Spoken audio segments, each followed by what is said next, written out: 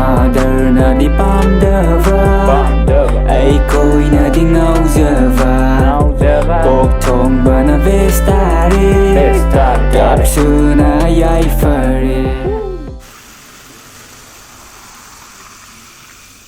ꯑꯍꯥꯟꯕꯗ ꯌꯦꯡꯕꯤꯕ ꯄꯨꯝꯅꯃꯛꯄꯨ ꯄꯨꯅꯦꯝꯖꯔꯤ. ꯉꯁꯤꯗꯤ ꯁꯦꯔꯥꯝ ꯕ꯭ꯔꯗꯔꯁꯀꯤ ꯆꯦꯂꯦꯟꯖ ꯑꯦꯛꯁꯦꯞꯇꯦꯠ ꯍꯥꯏꯕ ꯑꯣꯏꯅ ꯁꯤꯒꯤ 1 kg ꯒ꯭ꯔꯥꯝ ꯈꯔ ꯍꯦꯜꯂꯤ ꯃꯣꯏꯗꯣ ꯅꯨꯡ ꯊꯥꯡꯒꯠꯄꯅꯤꯅ ꯑꯩꯗꯣ ꯒ꯭ꯌꯥꯟ ꯃꯦꯟꯗꯤ ꯇꯥꯗ꯭ꯔꯦ ꯑꯗꯣ kg ꯑꯃꯗꯤ ꯍꯦꯜꯂꯦ. ꯑꯗꯣ ꯁꯤꯒꯤ ꯄꯣꯛꯁꯦ ꯑꯩꯅ ꯄꯤꯁ ꯀꯩꯝ ꯀꯛꯇꯕꯤꯗ ꯄꯨꯟꯅ ꯍꯦꯛꯇ ꯇꯧꯖꯔꯒꯦ. ꯑꯩ ꯑꯝꯇꯪ ꯎꯠꯆꯔꯛꯀꯦꯀꯣ. ꯇꯠꯈꯤꯗꯧ ꯃꯥꯜꯂꯦ. ꯑꯩꯅ ꯌꯥꯝ ꯍꯥꯎꯖꯕ ꯈꯨꯊꯣꯡꯗꯣ ꯑꯗꯨꯝ ꯊꯣꯡꯖꯔꯦ.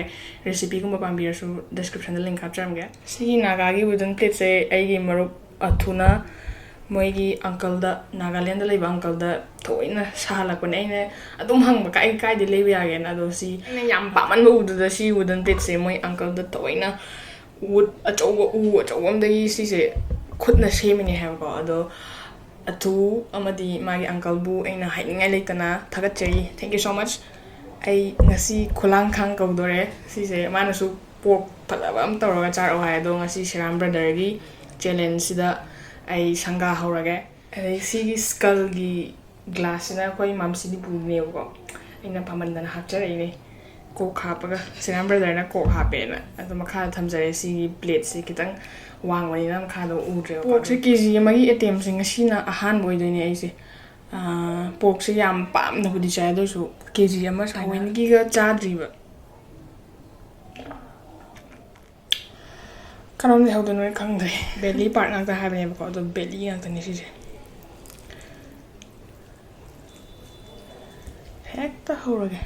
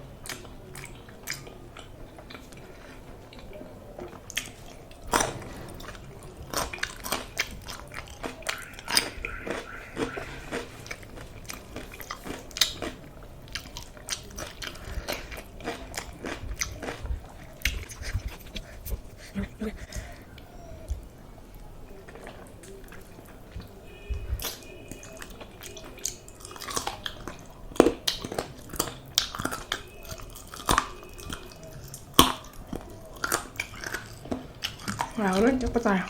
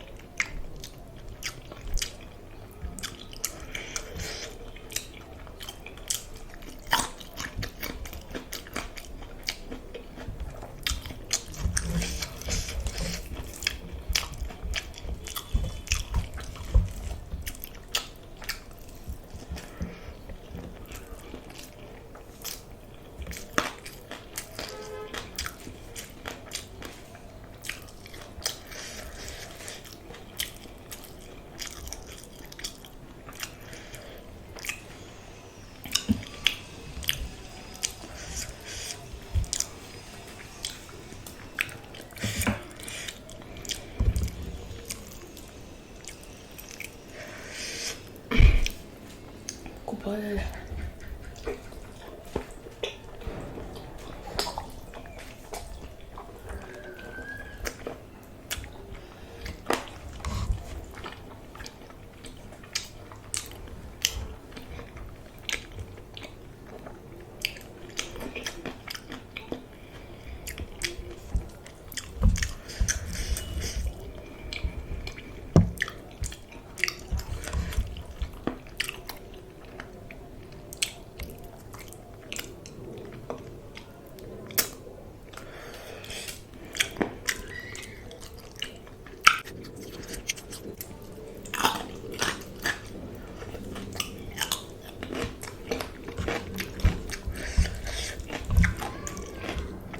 Makahiya. Makala lang lang diba?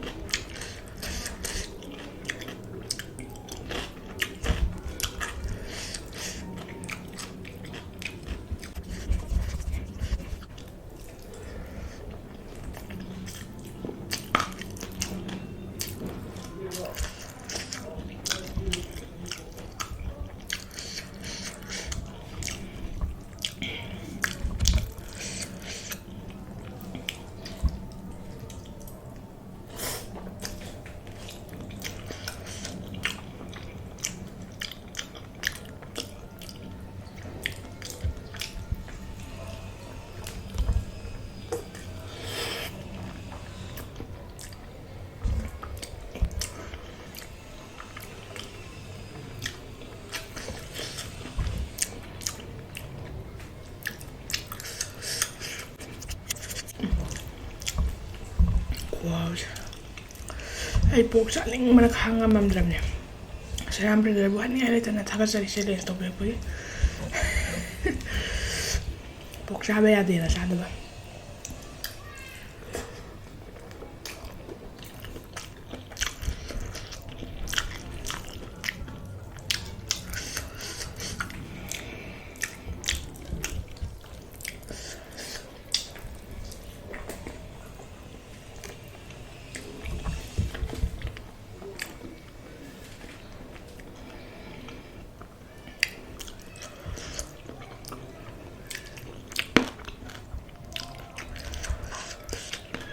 Maku.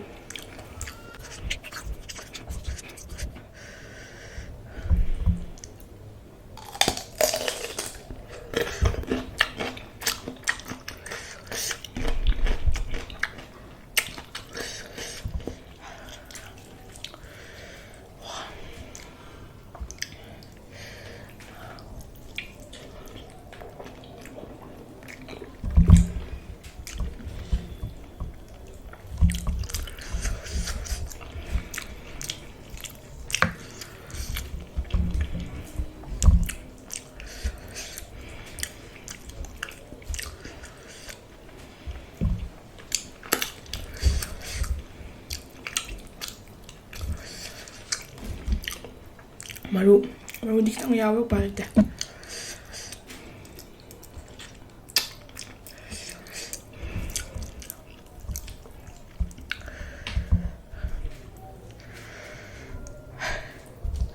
Tangkay dari. Marok man. Marok.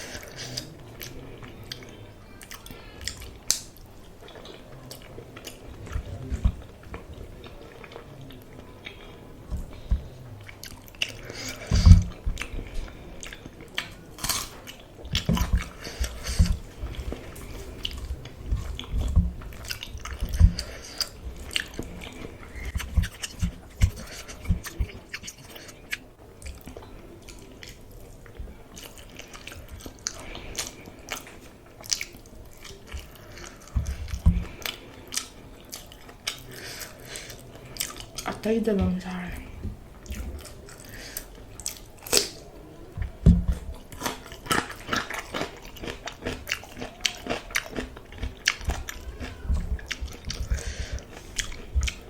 ꯑꯂꯨꯁꯦ ꯑꯩꯅ ꯄꯣꯛ ꯉꯥꯈꯠꯄꯩ ꯍꯥꯄꯛꯄꯅꯦ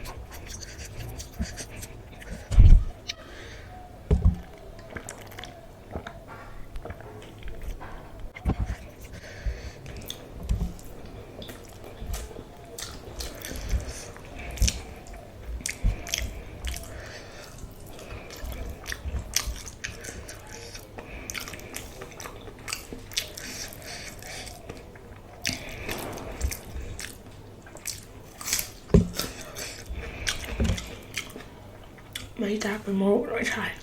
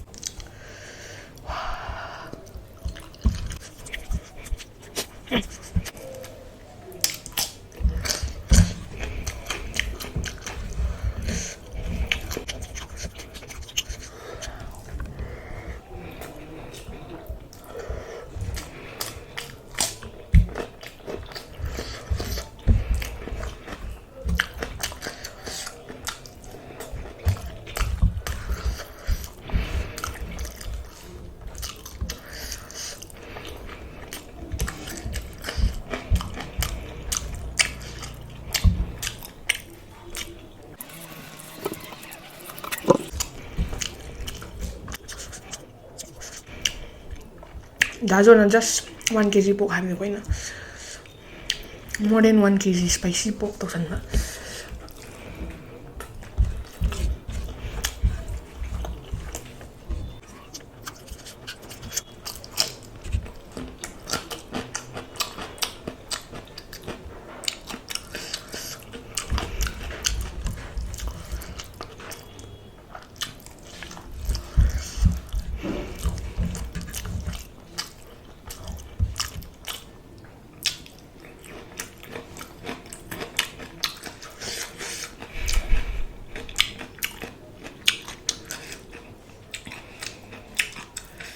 more sare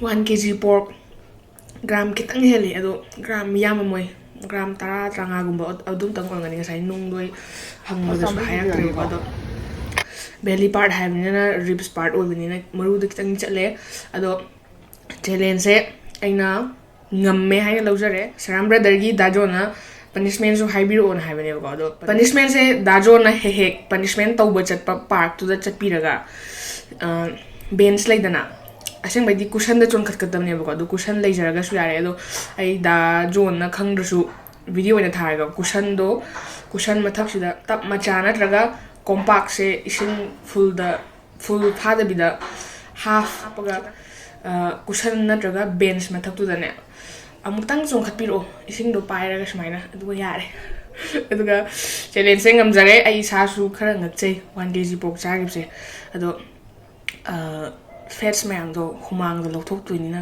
khara di warani ado ngasi video se matang spicy da lotion jarage video se noi bega di like to biramo aduga channel su support to biwina subscribe to dribar su to san biramo lotion pada mayam punang pu amgusana nemjari